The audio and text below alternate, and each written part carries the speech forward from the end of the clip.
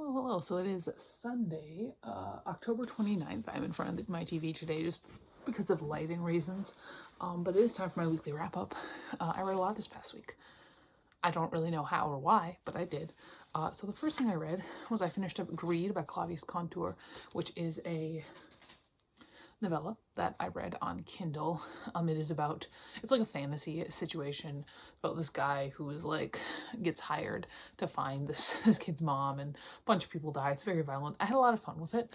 I would honestly, I believe the author wrote a second book, like a little novella, and if this author like put the books together and maybe added a little, edited some stuff, I think it would be a good like fantasy standalone. I'm not gonna lie, I had fun with it. I think I gave it 4 out of 5 stars. It was a good time. After that, I read Sun and Moon, Ice and Snow by Jessica Day George.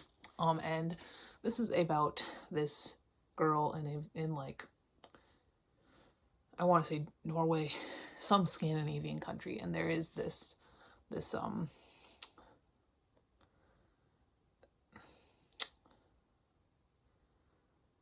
folklore that like if you don't have a name, then goblins are gonna come and take your kid. And this girl does not have a name because her family has so many kids. And she's like the youngest, and so they're just like whatever, and they don't give her a name. But eventually she does find this white stag, and he'll grant you a wish, and then she gets her name, and then there's a whole bear and a nice castle and all sorts of stuff. There's a lot going on here. It's okay. It's very fairy tale retelling. That's what it is, fairy tale retelling, but it's very much has all the typical vibes of a typical fairy tale retelling. It's okay. There's nothing wrong with it. It's just fine. I give it 3 out of 5 stars. After that, I read a book that surprised me. I did not expect to like this book. That is Straight Expectations by Callum McSwiggan. This is an arc that came out in September. And this follows this boy who is very, very out and proud in his British high school, even though they all really seem like Americans. I don't know if the author lives in London, but I don't know if he grew up there because it is very American. Like I thought that they were American for most of the book. He's got a friend who's also extremely gay and extremely out and proud, and he has a crush on this new boy who plays soccer who is gay, but he doesn't know how to talk to this kid. This kid isn't as flamboyant as he is, and I thought that based on like it was going to be really stereotypical and stupid and just like kind of cringeworthy, but it was, I really enjoyed it. I had a lot of fun with it. I thought the writing was interesting. I thought the characters were interesting, even like the side characters, like the smaller side characters. They had some personality to them. I thought they were really interesting. I thought this was funny. This was genuinely funny. And so like the whole concept of this book happens like this kid, he wishes that he was just normal, like everybody else, because then maybe he would get some action, basically is what his thought is. And then he wakes up and he is straight. Like he is attracted to girls and he's straight. And it's interesting. I thought it was cute. I enjoyed it. I really, really enjoyed it. I gave it 5 out of 5 stars. I did not think I was going to like this one. I thought it was going to be stupid. I thought it was going to be really cringy and dumb and just like something I just speed through to get it over with. I gave it 5 out of 5 stars. It was a good time. Then I read Escape from the Carnival of Horrors. This is a reader beware, you choose to scare, give yourself goosebumps. I died immediately. I was trying to get to the Hall of the Mountain King portion, and then I fell and I died. 5 out of 5 stars. All right, I read Anne Happy Volume 7 by Kotoji. I can't really tell what this series is about. I have no idea. This is one of those series where I just kind of picked it up in the middle of things because I got it in like a lot on eBay, and most of the time I can kind of gather what the main plot is. No clue. These girls are just running around and being stupid and vaguely homoerotic. Very cutesy art style. I think I gave it 3 out of 5 stars. It was fine. Then I read Lost It by Kristen Tracy.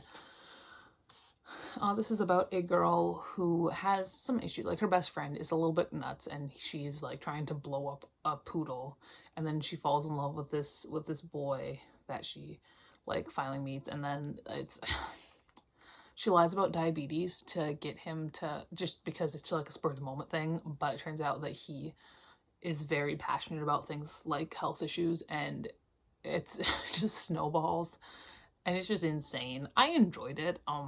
I liked the characters. I liked their relationship. It does end very like vaguely, like on a weird note, but I don't know. I liked it. I gave it 4 out of 5 stars. It was okay. It's a little bit older. I think it's from the mid 2000s. And it's from 2007, so it's a little older, and you can kind of tell sometimes, but not to a really detrimental effect. It's okay. Give it 4 to 5 stars. Then I read The Hay Meadow by Gary Paulson, and I just, every time I read something by Gary Paulson, it's like, I can appreciate what this man has done for children's literature and understand that he's an objectively good writer, while just really just not liking anything that I ever read by him. He's fine. Objectively speaking, he's a good author, and he does a lot for, like, the kids who don't really like reading and like being out and like outside stuff and like survival stuff. I just don't care. I don't care about anything he writes about. This is about this kid who he every summer every summer him and his dad go up to this hay meadow and take care of these sheep all summer. But this year his dad, he's 14, his dad has to stay behind because one of their people who works on the ranch has cancer. And just first off, this kid has just issue after issue. It's insane how much gets thrown at this kid in the first like 46 hours of him being there. Like, there's a flash flood, and there's a bear, and I'm like, oh my god, this kid. I gave it 2 out of 5 stars. Like I said, I don't care about anything Gary Paulson writes about. But objectively speaking, yes, it's good. All right, then I read a manga that I really enjoyed. So this is another one of those cases where like I read like volume 19 in the series, and I haven't read volumes 1 through 18 because it was in like a manga lot. And sometimes when that happens, I'll really enjoy the manga and I'll go back, I'll buy book 1. Normally that doesn't happen once it's this far into the series. Normally it's like if it's book like 3 or 4 or something like that. But I read Rinne volume 19 by Rumiko Takahashi, and she wrote Inuyasha, which I don't care about. But this one was really fun, and I added it to my list of anime or manga that I wanna pick up. But this is about a lot of stuff. I honestly couldn't really tell what this is about either, but I really enjoyed it and I want to know what it's about, unlike with Unhappy. So yeah, this is the art style, and I'm gonna continue with the series. And by continue, I mean go back to number 1 and then read the whole series. All right, then I read another arc. This one also came out in September. That is All the Fighting Parts by Hannah V. Sawyer. This is a book written in verse about a girl who gets raped by her community's pastor, and it's about her working through that and telling people and everything like that. And it was very good. It was very powerful. It was really what it had promised to be. It is what you think it is when I talk about it. It's a very important book. It's a very good, well-written book. It's very intense. It's very quick. Like I said, it's written in verse, so it's a very quick read. I give it 5 out of 5 stars. It's a good time. Not a good time and like it's, oh, I had such fun reading this, but like it's a good book. All right, then I read Coraline, some of my 5th graders. You know, Coraline. Coraline's about this girl who she moves in with her emotionally neglectful parents, and she finds a little portal to another world that seems to be perfect, but it's also actually scary and creepy. Yeah, I can give it 4 to 5 stars, maybe 3. I don't remember. Then I read A Wolf Called Wander by Roseanne Perry, and this was one that one of my 5th graders like, you should read this book. I was like, okay, so I read it. And it's about this wolf who is living in a pack with, with mother, father, and siblings and stuff like that, but then they get attacked by another pack of wolves, and he ends up being alone. It's about his journey kind of being alone. It's good. It's a good time. It's like really, it's very much like children's animal book, but it doesn't really shy away from stuff. It's a good time. I gave it 3 out of 5 stars. Then I read 13 Little Blue Envelopes by Maureen Johnson, and this was a staple back in the day. It is about a girl whose aunt dies and sends her on this, like, I'm gonna say just treasure hunt throughout Europe. And the entire time I'm like, where are her parents, who are said to be so much more like rational than her aunt? Like we don't really know. She meets a boy and her stuff gets stolen, and it's okay. Like she finds out she has a secret uncle. I can understand why it was a staple when it was, because this was in the early booktube days. This was one of the big, Maureen Johnson was a big name in contemporary, and this was one of the main reasons why. I just couldn't stop thinking about where are this girl's parents. I gave it 2.5 out of 5 stars. Then I read another book with my 5th graders as Gregor the Overlander by Suzanne Collins, which is about a kid who falls through a laundry room grate with his toddler sister and falls into this underground land, the Underland, where there are like giant rats and cockroaches and bats and spiders and stuff like that, and he has to go fight the rats. It's good. I read this when I was a little younger, so it was kind of fun to reread. All right, then I read Weekend by Christopher Pike, and this is really Pike returning to full-on what the fuck form. So this is about a group of teenagers that go down to Mexico to visit one of their families, like vacation homes, and when they get there they find out that everybody else that's supposed to be there just like isn't there for some reason, and also one of them had ingested a lot of rat poison earlier, and so she's like on dialysis, like almost dead situation. And there's secrets, there's secret brothers, there's garage explosions. This is really Christopher Pike returning to form with his like, oh my god. There is some spirituality interwoven in this, what it's not as much as stuff like Remember Me, so it's like it's still kind of manageable and kind of fun. It's kind of more along the lines of like Whisper of Death. I had fun with it, but it was like fine. I gave it 3 out of 5 stars. And then I reread The Adventures of Tom Sawyer by Mark Twain. I first read this book when I was about 7, because I was in 2nd grade. And it is about this hellion of a little boy who is just bored with his life, even though he's got a wonderful life. He's got a fine life. He's doing okay, but he's just an awful little boy. And he goes and he, has a bunch of adventures. He pretends to be dead for a while with another little boy who has a wonderful life, and a homeless child who lives in a barrel that was not noticed. He was gone, which is sad. And then he, catches a murderer and all gets lost in some caves. This is a good book.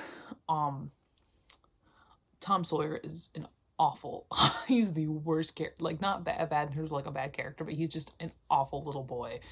And as a teacher now, as an elementary teacher, if I had a kid like Tom Sawyer in my classroom, and I do have some kids like Tom Sawyer actually that I can think of, and they are the worst. My god, I hate Tom Sawyer. Huck Finn though, I feel so bad for that kid. Huck Finn is, I think he is the like primary American anti-hero. Like I love Huck Finn. He's so wonderful and I'm so sad about it. And I'm just like, like he lives in a barrel and he's happy there. One of the saddest scenes in this book is when they come back after pretending to be dead, and like Tom's parents, not parents, whose parents are dead or something, like Tom's relatives and everybody are there. They're huddling around him and they're all so happy. And Joe Harper, the other kid that has parents, and they're so happy. And Huck Finn is just kind of standing there and he does not know what to do. He's kind of like tries to leave a little bit because nobody's really going up to him because he's a homeless child that lives in a barrel, and he does have a father, but his father is an alcoholic abuser who just disappears and comes back and disappears and comes back and stuff like that. And then Tom makes him stay, and Huck like wants to leave. Like he doesn't like crowds, he doesn't like people. And it's just, I give this 5 out of 5 stars. It's a great book, Currently, I'm reading Call Down the Hawk by Maggie Stiefvater. I'm like halfway through it. It's good, Oh God, Leatherface. I just knocked him down. But I've been bidding on the Leatherface baby from Spirit Halloween because it was at neither of the Spirit Halloweens I went to this year. But I've been bidding on him on eBay because I want the Leatherface baby so goddamn bad. The one Spirit Halloween I went to only had the Sam baby. And the second one was too late in the season to really tell because I didn't have any babies left. But I'm bidding on eBay, and so I'm hoping that I can get that. But yeah, these are the books. Oh, plus some other ones like Kindle ones and stuff I read this past week. That's all for today. I will talk to you later, and goodbye. Oh, Jesus. Here we go.